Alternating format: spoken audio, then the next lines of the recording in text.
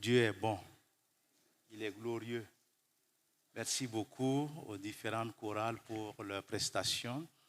Je voudrais, avant de vous apporter donc, la pensée du Seigneur, présenter un groupe, le groupe d'ESCO IGES, École supérieure de commerce et de gestion, un groupe d'étudiants représentatifs. Hein? Est-ce que vous pouvez vous tenir debout dans vos jolies chemises et cravates? Hein? En fait, merci d'être venu pour adorer le Seigneur avec nous. Nous vous saluons spécialement. Nous prions que le Seigneur vous bénisse. Peut-être pour ceux qui ne savent pas, le groupe ESCO-IGES, les cofondateurs sont issus de cette assemblée. Et donc, de ma mémoire, c'est la première fois que le groupe vient. Hein? Ils étaient là? Ok, donc en 20 ans, ça fait 2 fois. Merci beaucoup. Que le Seigneur vous bénisse. En tout cas, que le Seigneur vous bénisse et qu'il vous donne un avenir radieux au Burkina Faso. Ce n'est pas pour rien que vous êtes inscrits dans cette école supérieure. La parole de Dieu est annoncée et comme nous avons prié ce matin, la bénédiction de Dieu va vous accompagner tous les jours de votre vie. Voilà, soyez bénis. Aujourd'hui aussi, je dirais que c'est assez particulier, un peu spécial pour moi aussi, parce que dans 2 jours, ça va faire exactement 35 ans que je suis ici. Et c'est marquant parce que j'ai été présenté ici le 7 février 1988. Je suis venu la veille de mon coup de goût natal avec mes bagages, ayant dormi très tard. Bon, parce que la présentation devait se faire ici, j'étais venu avec mon épouse, nos enfants qui étaient petits à l'époque. Je crois que l'aîné avait 8 ou 9 ans à l'époque. Et le dernier, lui, il avait à peine 2 ans. Et ce qui me marque, c'est que ce jour, on ne m'a jamais dit que j'allais prêcher ce jour-là. Et après la présentation, le pasteur Pantore a dit à la barre. Et je remercie Dieu parce que Dieu ne m'a pas laissé. Et je me rappelle toujours de ce message, pratiquement 35 ans après, prêché sur Matthieu 25, sur les talents que Dieu nous a donnés. Je ne vais pas revenir sur ça, mais pour vous dire que je voudrais aussi rendre grâce à Dieu pour son assistance pendant toutes ces années-là. Dieu a été fidèle, il est toujours fidèle. Et pourtant, j'étais venu en accord avec l'Église nationale pour 3 ans, une période de 3 ans. Ce n'est pas 3 ans d'essai, 3 ans, et après je retournais enseigner à l'école biblique. Mais les plans de Dieu sont différents de nos plans. Je suis toujours entre ses mains. Si demain il me dit, voilà, va à Gorom, on va le suivre, n'est-ce pas? Je disais toujours à des gens qui me cherchaient palabres, j'ai dit, mon ministère n'est pas lié à l'église centrale, mon ministère est lié à Dieu d'abord. Le lieu importe peu. Partout, Dieu peut faire des voies et des chemins pour nous. Et je lui suis très, très reconnaissant. C'est vrai que le jeune homme qui est arrivé à 35 ans avait beaucoup de cheveux. Et maintenant, il en a perdu pas mal. Mais toujours avec le même zèle, le même amour et aussi la même détermination. Hein? Je me suis dit, j'ai parlé avec un jeune retraité, j'ai dit, bon, tous ceux que je suis venu trouver à l'époque là sont retraités. Et j'y pense moi aussi. Mais ce n'est pas le moment. Parce que pour nous, c'est jusqu'à 70 ans. Et ce n'est pas loin. C'est pas loin, c'est vraiment pas loin. Parce que si vous calculez 35 ans, moins les choses là, j'ai encore un petit moment ici. Voilà, que le nom du Seigneur soit béni. Amen. On est ensemble, comme les Ivoiriens le disent. Je vais poursuivre une réflexion que j'ai commencée il y a 3 semaines. Le Notre Père, la prière modèle.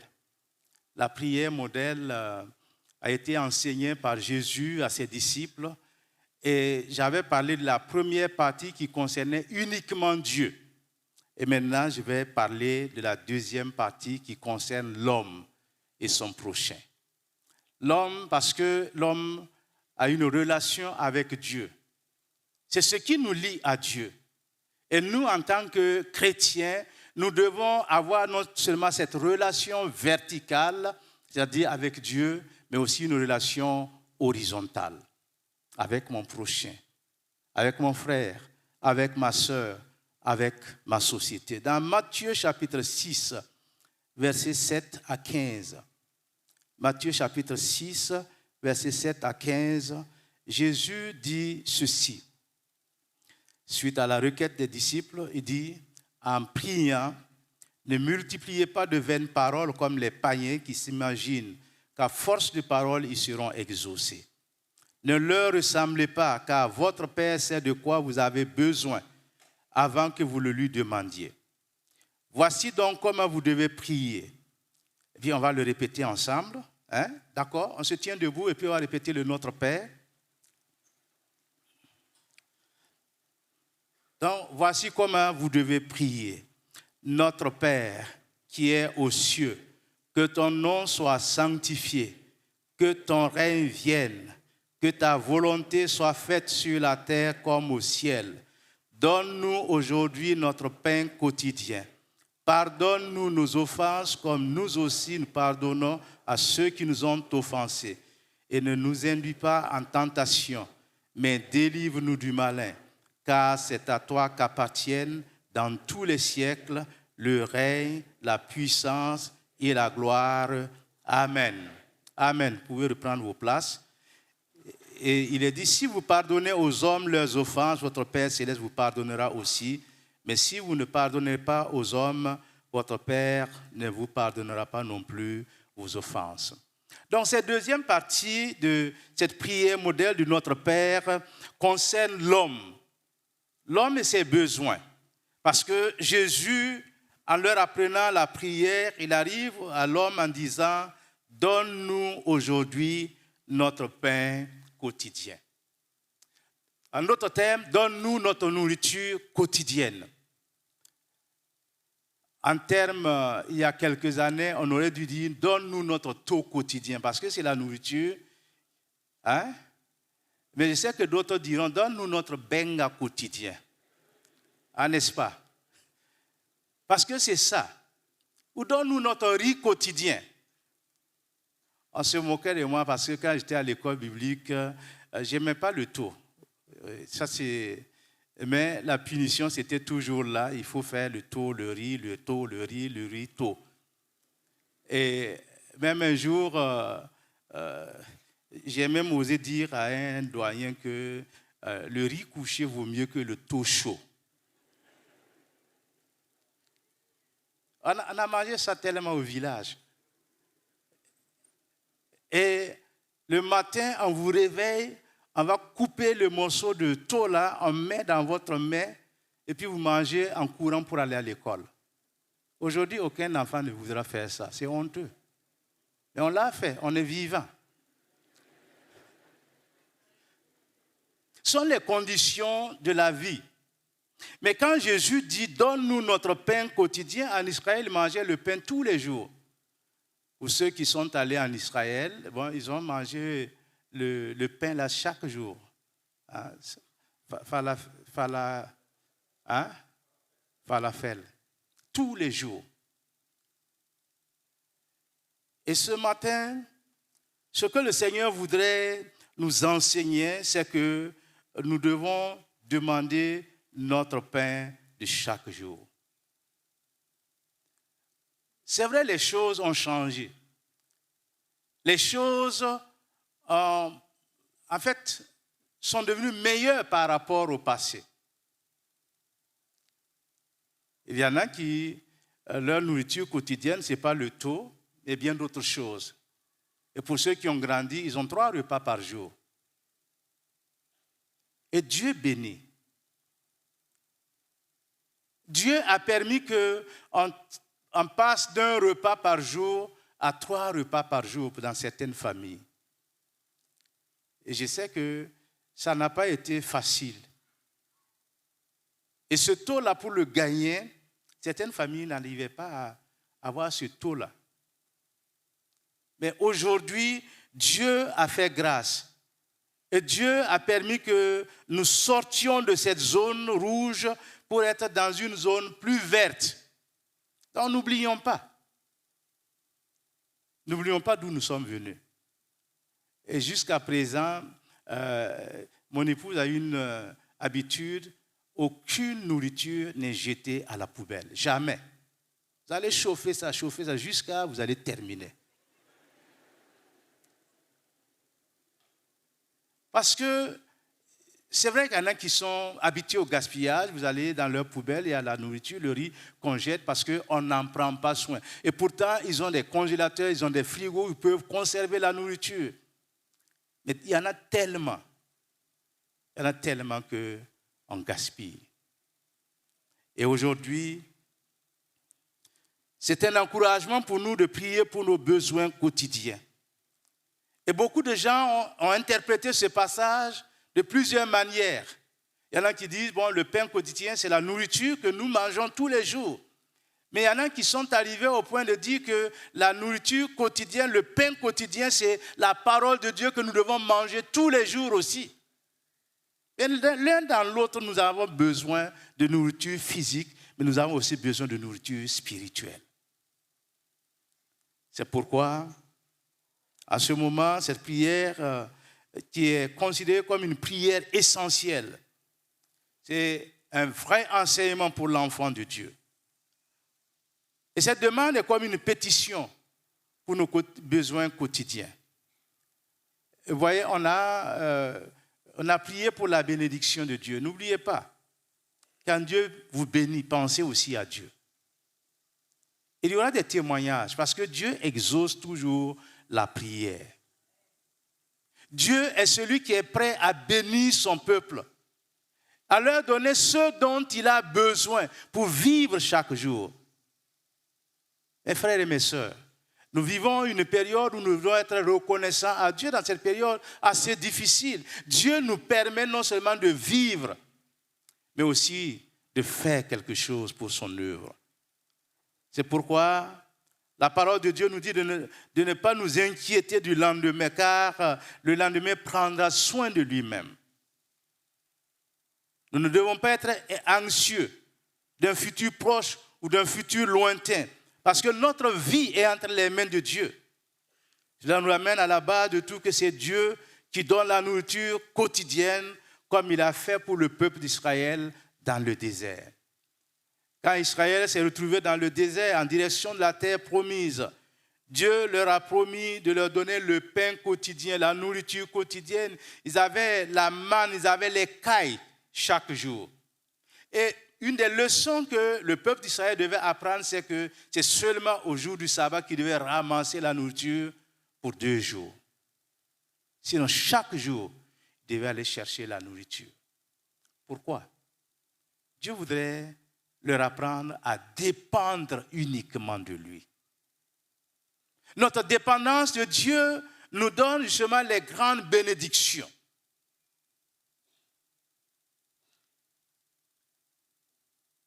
Vous savez, il y a des gens qui ne font qu'emmagasiner, tout en sachant qu'ils ne pourront pas terminer tout cela. Mais ceci nous montre aussi comment la prière fonctionne. Si nous prions pour le pain quotidien, il ne faut pas non plus s'asseoir ou se coucher en disant « Seigneur, donne-moi mon pain quotidien ». Il y en a qui sont comme ça. Mais Dieu voudrait qu'en demandant que nous puissions mettre notre foi en action. Le pain quotidien, Dieu nous l'a promis. Et nous devons justement nous procurer de ce pain quotidien. C'est pourquoi il y en a qui sortent tous les jours pour aller travailler, pour chercher leur pain quotidien. Le pain ne va pas tomber du ciel. Et aujourd'hui, malheureusement, nous voyons qu'il y a des problèmes de famine dans le monde. Le problème de famine n'est pas le manque de nourriture, mais la distribution de la nourriture. Sinon, comment comprendre que certains pays exportent leur surplus tandis que d'autres n'en ont pas du tout. Ils en ont de trop. Mais au lieu justement de donner, de distribuer logiquement et normalement, non. Avec la guerre en Ukraine, nous avons su comment justement nos pays sont très fragiles. On dépendait de l'Ukraine. Et maintenant, on est obligé d'apprendre à préparer le pain avec même quelquefois ce que nous avons comme farine sur place. Mes frères, Dieu nous donne toujours des leçons et c'est pourquoi nous devons apprendre à partager. Et même la parole de Dieu nous dit dans 1 Timothée chapitre 6, versets 6 à 8, c'est en effet une grande source de gain que la piété avec le contentement, car nous n'avons rien apporté dans le monde et il est évident que nous n'en pouvons rien emporter. Si donc nous avons la nourriture et le vêtement, cela nous suffira. Et le problème de l'homme, ce n'est pas ce qu'il a, c'est ce qu'il n'a pas. L'homme, ce qu'il a, moi j'ai une tablette comme ça là. Je vais voir quelle est la dernière tablette qui est sortie. Ça sera mon souci. Parce qu'il faut se mettre à la page. Le problème, ce n'est pas ce que nous avons, mais c'est ce que nous n'avons pas.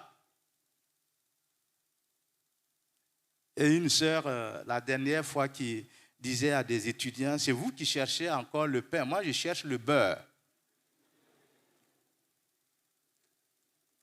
Mais si elle déjà pouvait partager son pain avec l'étudiant qui n'a même pas ce pain-là, le monde serait encore plus vivable. Mon frère, Dieu nous apprend des leçons. Dit, donne-nous notre pain quotidien. Et cela nous enseigne beaucoup de choses parce que malheureusement, certains pensent que c'est un dû. Dieu doit leur donner. Et combien prennent le temps de dire merci au Seigneur pour le repas qu'ils ont? Combien? Dans un camp biblique, on a demandé à un enfant comment vous priez pour le repas à la maison. Il a dit que quand papa arrive, il dit à l'attaque. Et tout le monde attaque.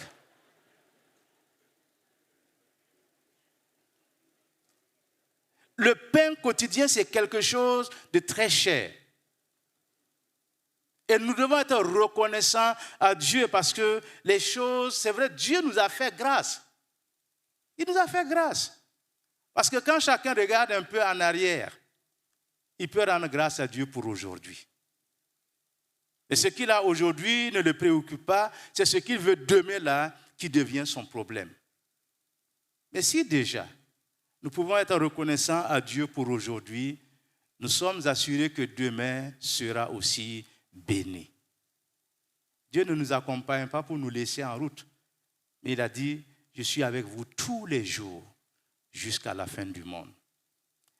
Jésus apporte quelque chose d'autre dans cette prière. Il dit, pardonne-nous nos offenses, comme nous aussi, nous pardonnons à ceux qui nous ont offensés.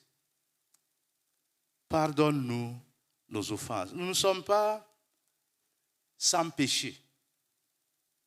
Mais Dieu nous fait grâce que quand nous demandons pardon à Dieu, il ne retient pas le pardon. Quel que soit justement ce que nous avons commis comme péché. Et l'apôtre Paul, qui était l'un de ces gens farouchement opposés à l'Église, persécuteur de l'Église, lui-même se reconnaît comme étant le premier des pécheurs, mais il a obtenu miséricorde. Et c'est ça qui est important. Parce que ce que Dieu regarde, c'est la disposition de notre cœur. Et le pardon est à la fois humain et divin. Le pardon que nous devons accorder à notre prochain est inséparable du pardon accordé par Dieu.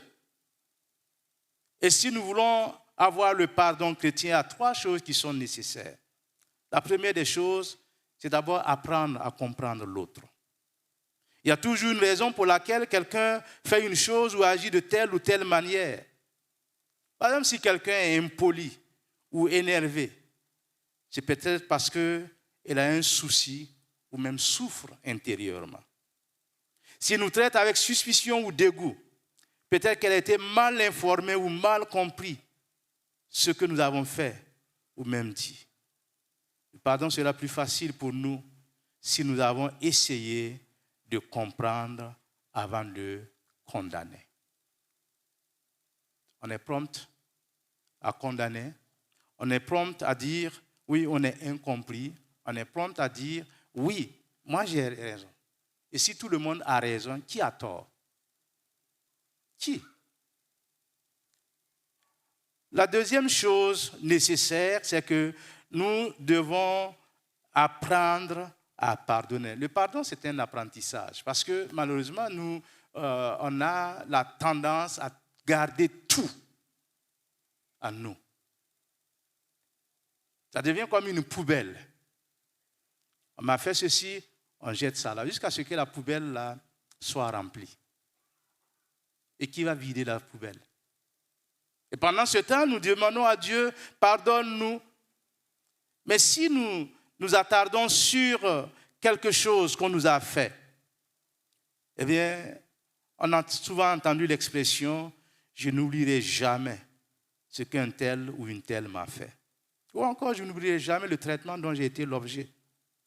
Mais on raconte l'histoire d'un homme de lettres, un Écossais du nom de Andrew Lang, qui était sollicité pour écrire une critique sur un livre écrit par un jeune homme.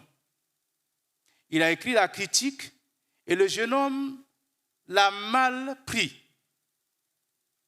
Il a répondu à cet écrivain-là. Et il a très mal répondu. Et un jour, l'ami de Andrew Young était en train de le visiter et il le voyait lire le livre de ce jeune homme-là. Et son ami qui connaissait bien l'histoire lui a demandé, mais pourquoi tu es en train de lire le livre de ce petit-là? Ça, c'est le terme qu'il a utilisé. Il dit, mais pourquoi? Et il a simplement répondu, il lui a posé la question, qu'as-tu à lire du livre de ce petit ingrat et honteux? Et à sa grande surprise, l'écrivain écossais lui dit, je ne me souviens même pas de cet incident-là. Alors son ami déclarait, pardonner est le signe d'un grand homme, mais oublier était sublime. Rien ne peut ôter de nos mémoires l'amertume que le sang de Jésus qui nous purifie. C'est lui seul qui peut nous purifier. Et Jésus insiste sur le fait que le chrétien doit être prêt et disposé à pardonner. Le troisième principe ou la troisième chose, c'est que nous devons apprendre à aimer. Nous devons chercher avant tout le bien de tous. Et cet amour vient à nous quand, en fait, Dieu fait sa demeure dans nos cœurs. Et il ne peut venir que si nous ne l'invitions. Pour être pardonnés, nous devons pardonner. Et la seule puissance de Jésus nous donne la possibilité et la capacité de pouvoir pardonner. Jésus va conclure cette dernière partie concernant le chrétien ou l'homme en disant « Ne nous induis pas en tentation, mais délivre-nous du malin.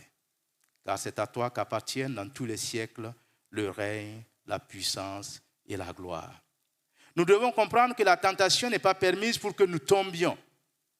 La tentation est permise pour nous rendre plus forts et même meilleurs. La tentation n'est pas permise pour faire de nous des pécheurs, mais pour nous faire du bien. Nous pouvons échouer au test. Ça peut arriver. Mais nous n'avons pas été faits pour échouer. Dieu nous a donné sa victoire. Dieu nous accorde toujours sa victoire. Mais nous devons nous rendre compte que la tentation peut venir de l'intérieur comme de l'extérieur. Et ça, c'est important. Quand ça vient de l'extérieur, c'est gérable. je dirais. Mais quand la tentation même est suscitée par nous-mêmes. Et Jacques nous dit justement que chacun est tenté par ses propres désirs. Quand nous nourrissons quelque chose qui n'est pas à la gloire de Dieu, qui chaque jour, littéralement tape à notre porte. Après que Caïn ait tué son frère, eh bien, Dieu lui a dit, fais attention, car le péché se couche à ta porte, mais toi, surmonte-le. Le péché, tous les jours, chaque fois. Avant, on disait qu'il fallait aller dans des lieux pour être tenté, pour pécher. Mais le péché même vient dans la maison, là. Quelquefois, il dort avec vous. Et c'est à nous de faire attention pour ne pas tomber dans la tentation. Nous devons faire beaucoup attention pour ne pas succomber. Parce que chaque homme, chaque femme a un côté faible, mais il y a aussi un côté fort. Et si la personne ne veille, ça peut la ruiner. Étrangement, je dirais que la tentation vient souvent non pas du côté faible, mais de notre point fort. C'est là qu'on doit faire beaucoup attention. Il y en a qui disent, je ne ferai jamais ça. Si vous dites ça, le diable se rit de vous. Parce qu'il va trouver tous les moyens pour ébranler votre force. Le diable est aux aguets. Et c'est là que nous devons faire attention, car l'histoire nous apprend qu'il y a des châteaux forts ou même des forteresses qui ont été prises quand les défenseurs les croyaient imprenables et ont baissé la garde. Rien d'autre ne laisse une chance à la tentation que l'excès de confiance en soi-même. Que ce soit notre point faible ou notre point fort, nous devons être toujours sur nos gardes. Parce que tous les chrétiens sont la cible quotidienne du diable et de ses mauvais desseins. C'est pourquoi nous ne devons jamais oublier de prier pour être délivrés de la puissance du diable et de ses intrigues. Il y a beaucoup de choses qui se passent. Et tout commence d'abord dans le cœur et monte dans la tête. Et le diable met ses plans à exécution pour que nous puissions tomber. C'est pourquoi nous devons être très attentifs. Très attentifs dans ce sens que le diable cherchera toujours par une porte à entrer en nous pour nous déstabiliser. Et Jésus a dit aux chrétiens, aux fidèles, à ses disciples, de prier en disant, ne nous induis pas dans la tentation, mais délivre-nous du mal. Le mal se couche toujours à la porte de chaque enfant de Dieu. C'est à nous de triompher. Et c'est à nous de montrer justement que nous avons été créés, sauvés pour rester victorieux, pour vaincre le mal. Et vous savez, si nous mettons notre confiance en Dieu, eh bien Dieu nous sauvera toujours, il nous délivrera toujours. Il y a bien des exemples dans la Bible où nous pouvons citer où les gens ont été tentés jusqu'à certaines mesures. Et Dieu les a toujours délivrés. Quand vous lisez le livre, l'Épître aux Hébreux au chapitre 11, vous allez voir la liste des héros de la foi qui ont été tous éprouvés. Même Jésus avait nous dit qu'il a été tenté de plusieurs manières, en toutes choses, mais il n'a point commis de péché. Il y en a qui vont dire que c'est le Fils de Dieu, certes, mais nous aussi, nous sommes des fils et des filles de Dieu. Parce que le salut qu'il nous a donné, eh bien, fait de nous, de facto, des enfants de Dieu. Chers amis, chers frères, chères sœurs, eh bien, nous devons veiller sur nous-mêmes. Veiller sur nous-mêmes pour ne pas tomber. Veiller sur nous-mêmes pour ne pas être la proie du diable. Veiller sur nous-mêmes pour ne pas échouer. Parce que le test sera toujours là pour tester notre foi. Et ce test deviendra de plus en plus fort pour nous permettre de grandir et d'être forts. Cette prière, nous devons faire nôtre. Parce que c'est Dieu qui, dans sa grâce, peut nous délivrer du malin, Mais toi aussi, il ne faut pas que tu t'exposes au malin. Il ne faut pas que tu dises, ah, moi, je ne peux pas faire ça, je ne ferai jamais ça. Et puis, tu vas faire... Un jour, quelqu'un que j'étais en fait, à l'école biblique à l'époque, là, et on donnait un coup de main à l'église des Arbres d'Ara. On a un monsieur qui est là-bas, maintenant, qui est auprès du Seigneur, et qui est venu voir le pasteur Boutino et nous autres qui étions, en fait, ses associés à l'époque, et qui dit que lui, il a un ministère pour évangéliser les prostituées. Et je me rappelle bien qu'il y a une... C'était un peu leur coin là-bas. Et j'ai rigolé et jusqu'à présent, j'en pense, parce qu'il y a une qui est venue mettre son offrande dans le panier, et Boutino s'est empressé d'aller, de saisir le billet là, et ce monsieur qui dit qu'il veut évangéliser, c'est lui qui a pris. Et finalement, il a été pris au piège. Mes frères, ne jouons pas avec le diable. Il faut le fuir. Que le Seigneur nous aide et qu'il nous bénisse, afin que nous fassions ces prières et que nous soyons toujours victorieux. Ce que le Seigneur voudrait justement, c'est que ses enfants remportent toujours la victoire. Et par la grâce de Dieu, nous remporterons toujours la victoire au nom de Jésus-Christ. Amen. Nous allons prier.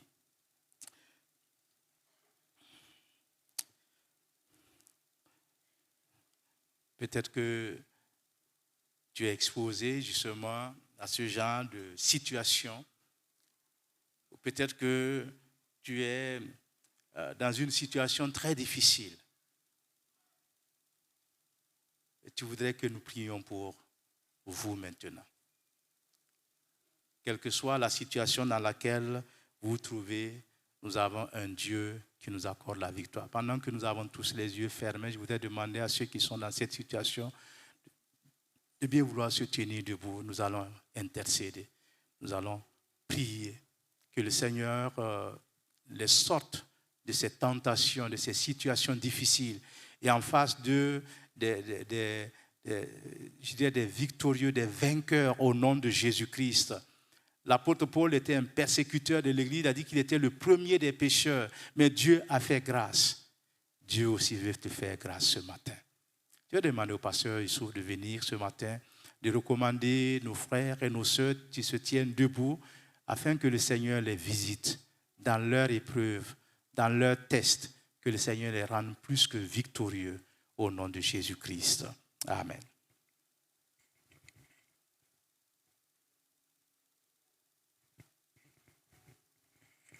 Prions. Seigneur notre Dieu, tu es notre Seigneur et tu es notre Sauveur. C'est toi, notre Père, qui nous a appelés au salut. Tu nous as sortis des ténèbres pour nous faire asseoir avec toi dans ta lumière. Et ce matin, notre Dieu, nous nous réjouissons de ce que nous sommes connus de Dieu.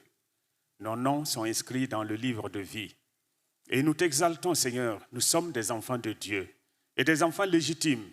C'est pourquoi nous te disons merci de tous nos cœurs. Merci pour nos frères et sœurs qui se sont tenus devant toi, reconnaissant ainsi, Seigneur, leur situation difficile, reconnaissant qu'ils sont aux prises avec la tentation et qu'ils sont, notre Dieu, face à l'épreuve. Mais nous savons, Seigneur, que tu es avec eux. C'est pourquoi nous voulons tout simplement te demander d'ouvrir leurs yeux pour qu'ils voient et que celui qui est avec eux est plus grand et plus puissant que celui qui est contre eux. Et qu'ils reconnaissent en toi, Seigneur, le secours dont ils ont besoin, qu'ils reconnaissent le soutien que tu leur apportes, notre Dieu. Nous prions que ta bonne main les soutienne, les garde, les protège, que tu les arraches du danger, Seigneur, parce que tu es le secours qui ne manque jamais, même au temps de la détresse. Donne-leur, notre Dieu, d'avoir entièrement confiance en toi. Augmente leur foi, Seigneur. Rends-les conscients, Seigneur, de ta présence dans leur vie et de ce qui est plus important que tout le reste. Notre Dieu, consacre-les à la victoire, parce que tu as dit que nous sommes plus que vainqueurs par celui qui nous fortifie et qu'ils marchent dans la victoire jour après jour. Ils ont triomphé du malin. Seigneur notre Dieu, parce que ta parole est en eux. Ils ont vaincu l'ennemi parce que tu es avec eux, parce que tu l'as livré en spectacle et tu l'as dépouillé. Et nous proclamons maintenant la victoire de tes enfants sur toutes ces épreuves, sur toutes ces tentations. Seigneur, l'ennemi est vaincu parce que tu l'as vaincu. Qu'il en soit ainsi dans la vie de tes enfants. Notre Dieu et Père, eh bien qu'ils partent avec la ferme assurance que tu les tiens dans tes mains et que tu ne les laisseras pas tomber. Bénis-les, donne leur sagesse et discernement pour trouver le chemin que tu as préparé pour eux, afin qu'ils en sortent à la gloire et à l'honneur de ton nom. Amen. Amen. Merci.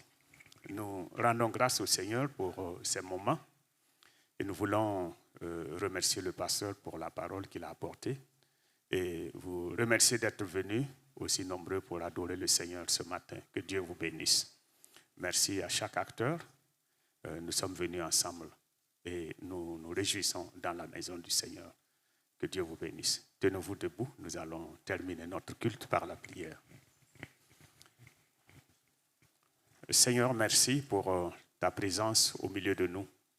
Merci pour tes enfants qui se sont réunis. Merci pour l'accomplissement de ta promesse. Tu nous as gardés. Tu as protégé ce lieu de culte comme nous te l'avons demandé. Tu as béni ce moment, Seigneur notre Dieu. Tu nous as instruits par ta parole. Que toute la gloire te revienne. Maintenant, tes enfants repartent dans leur maison. Demain et les jours à venir, ils seront au travail. Nous prions que dans ta grâce, tu les accompagnes avec ta victoire. Et que leur vie soit radieuse, que leur vie glorifie ton nom. Seigneur, qu'ils témoignent de la présence de Dieu partout où ils seront. Notre Dieu, jusqu'à la prochaine rencontre, veuille garder tes enfants dans ta paix et dans ta joie. Que ta grâce soit sur nous au nom de Jésus. Amen. Allez en paix, que le Seigneur vous bénisse. Et bon dimanche. Notre Père.